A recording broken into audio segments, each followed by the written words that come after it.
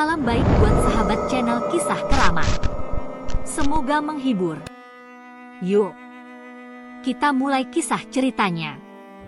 Di sebuah desa kecil yang terletak di lereng Gunung Kelut, terdapat legenda yang begitu mencekam, sebuah cerita yang sudah berusia berabad-abad, namun masih dihormati oleh para penduduk setempat. Gunung Kelut, yang terkenal dengan kekuatan alamnya yang dahsyat, menyimpan rahasia yang tidak banyak orang tahu. Mitos tentang golok naga merah masih sering dibicarakan oleh mereka yang tinggal di sekitar kaki gunung, dan sebagian besar dari mereka percaya bahwa golok tersebut adalah benda keramat yang tak boleh disentuh oleh sembarang orang. Rudy, seorang pemuda berusia 27 tahun, adalah seorang pemandu wisata yang biasa membawa para turis berkeliling Gunung Kelut. Dengan semangat muda, ia sering menceritakan keindahan alam gunung itu kepada para wisatawan yang datang, namun ada satu bagian yang ia hindari untuk dibahas, legenda tentang golok naga merah. Golok itu, yang konon diciptakan oleh seorang raja di masa lalu, memiliki kekuatan mengendalikan api dari dalam gunung, bahkan bisa membangkitkan naga raksasa yang tidur di bawahnya. Suatu hari, ketika Rudy sedang menunggu para turis datang, ia bertemu dengan seorang pria tua bernama Mbah Joyo, yang dikenal sebagai dukun terkemuka di desa itu. Mbah Joyo mengundangnya untuk duduk dan berbicara tentang hal-hal yang tidak pernah ia duga akan didengarnya. "Saya tahu kamu sering bercerita tentang keindahan Gunung Kelut pada para wisatawan, Nak," ujar Mbah Joyo dengan suara parau. "Tapi tahukah kamu bahwa gunung ini bukan hanya tempat yang penuh keindahan? Ada kekuatan yang sangat besar yang terkubur di bawahnya. Dan salah satunya adalah golok naga merah." Rudy mendengarkan dengan seksama. Mbah Joyo bercerita bahwa golok naga merah bukanlah golok biasa. Golok ini, yang terbuat dari logam merah berkilau, dipercaya sebagai senjata pusaka milik seorang raja yang ingin mengendalikan api dari Gunung Kelut. Raja itu memutuskan untuk menggunakan golok tersebut agar ia bisa menguasai kekuatan gunung, bahkan membangkitkan naga api yang tidur di dalamnya. Namun, kekuasaan yang ia peroleh justru membawa kehancuran. Golok itu memiliki ukiran naga merah di bilahnya, lanjut Mbah Joyo.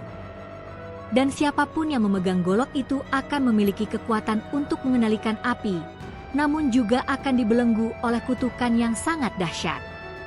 Rudy mulai merasakan ketegangan yang tumbuh dalam dirinya. Mbah Joyo melanjutkan cerita, menjelaskan bahwa golok itu hilang setelah raja tersebut terbunuh oleh naga yang diciptakannya sendiri, dan sejak itu, golok itu hanya muncul pada malam-malam tertentu. Mbah Joyo menambahkan, ada yang bilang golok itu masih ada, tersembunyi di dalam gua dekat sini. Setelah mendengar cerita itu, rasa penasaran Rudy semakin membuncah.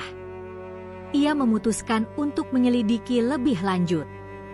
Hari berikutnya, ia membawa sekelompok turis ke tempat yang disebut oleh Mbah Joyo, yaitu lereng Kelut, sebuah kawasan yang jarang dijamah oleh manusia. Di sana terdapat sebuah gua yang konon menjadi tempat persembunyian golok naga merah.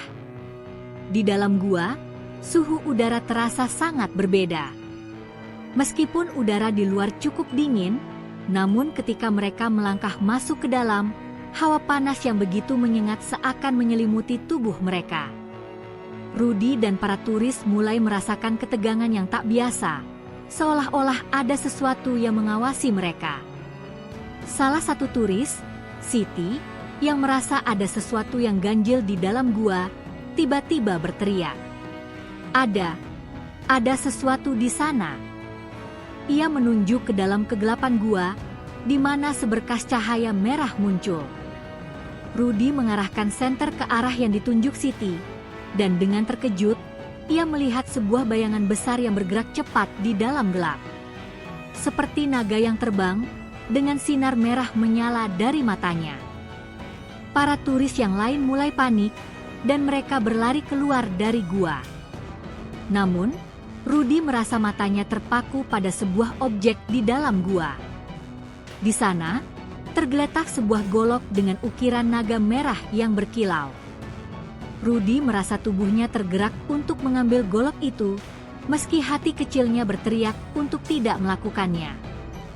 Begitu Rudy menyentuh golok itu, sebuah gemuruh besar terdengar, seolah-olah gunung Kelut tengah bergetar. Cahaya merah yang keluar dari golok semakin terang, dan suara mengerikan dari bawah tanah mulai terdengar, seperti teriakan naga yang bangkit dari tidurnya. Rudy membawa golok itu keluar dari gua, meski hatinya dipenuhi rasa takut yang semakin menjadi-jadi. Malam itu, di sekitar Gunung Kelut, terjadi hal-hal aneh. Tanah bergetar, angin berhembus kencang, dan suara aneh terdengar dari dalam perut gunung. Rudy yang merasa terjerat dalam kekuatan golok itu, merasa ada yang mengendalikan pikirannya. Ia pun bertemu lagi dengan Mbah Joyo, yang menatapnya dengan sorot mata yang penuh kekhawatiran. Golok itu, "Nak, tidak boleh jatuh ke tangan orang yang tidak berhak. Kamu sudah membuka pintu yang seharusnya tidak dibuka," ujar Mbah Joyo dengan suara tegang. Naga merah yang tertidur itu kini terbangun. "Jika kamu tidak segera mengembalikannya, gunung ini akan meletus dan semuanya akan hancur." Rudy tidak bisa mengabaikan peringatan Mbah Joyo. Ia tahu bahwa ia harus segera mengembalikan golok tersebut ke tempat asalnya. Namun, saat ia memutuskan untuk melakukannya, teror yang lebih besar baru saja dimulai. Dalam keputusasaannya, Rudy mulai mencari cara untuk mengembalikan golok itu, tetapi semakin mendekat ke tempat asalnya, semakin banyak hal-hal aneh yang terjadi. Suara naga yang menggelegar terdengar lebih dekat, dan di sekitar Rudy, muncul bayangan makhluk-makhluk gaib yang menghalangi jalannya. Tidak ada jalan lain, kecuali melawan teror yang semakin mencekam. Setelah mendengar peringatan dari Mbah Joyo, Rudy merasa beban yang sangat berat. Golok naga merah sudah terlanjur berada di tangannya, dan teror yang datang bersama benda tersebut mulai terasa begitu nyata. Malam itu, sesaat setelah ia meninggalkan rumah Mbah Joyo, langit di sekitar Gunung Kelut berubah menjadi gelap. Cahaya bulan tidak mampu menembus awan tebal yang menyelimuti gunung. Di perjalanan menuju lokasi tempat ia menemukan golok tersebut, Rudy merasakan perasaan tidak nyaman yang semakin intens. Angin berhembus kencang, namun terasa panas dan mengerikan, seolah-olah gunung itu sendiri tengah marah.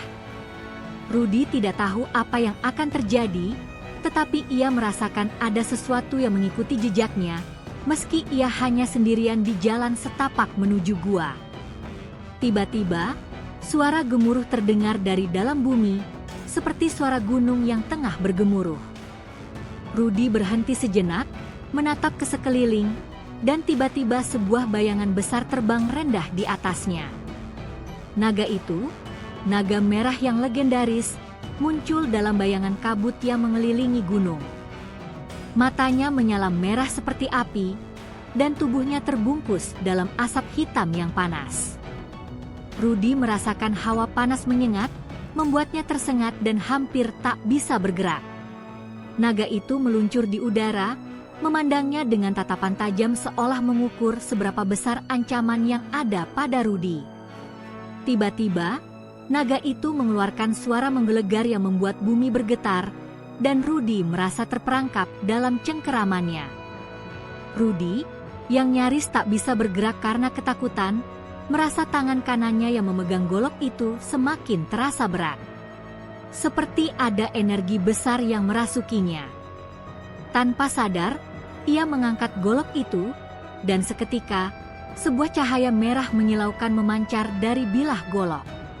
Cahaya itu mengarah langsung ke langit, membuat kilat merah menyambar ke segala arah. Tiba-tiba, suara naga terdengar lagi, kali ini lebih keras, dan tanah di bawah kaki Rudy bergetar semakin kuat. Golok naga merah tampaknya menyatukan dirinya dengan kekuatan naga yang bersembunyi di Gunung Kelut.